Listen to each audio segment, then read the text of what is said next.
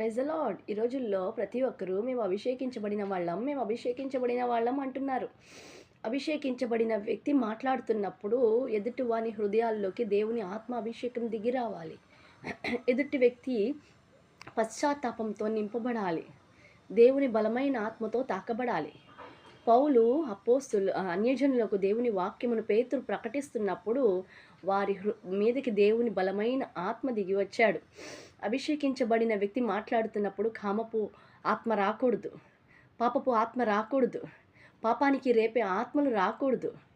మనం అభిషేకించబడిన వారమైతే మనం మాట్లాడుతున్నప్పుడు ఎదుట వ్యక్తి యొక్క హృదయ అంతరంగాల్లో దాగి ఉన్న పాపము సైతము అతనికి కనబడాలి. అతని హృదయంలో పనిచేస్తున్న అవిధేయత అతనికి అసహ్యం పుట్టించాలి.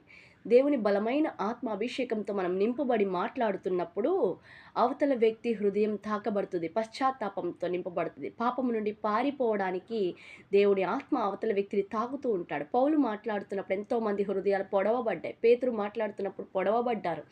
ఈ రోజుల్లో అభిషేకం పొందిన వ్యక్తి మాట్లాడుతున్నప్పుడు అభిషేకం దిగి రావాలి, కానీ లోకపు ఆలోచనలు దిగి రాకూడదు. వారి మాటలలో దేవుని ఆత్మ పని చేయాలి.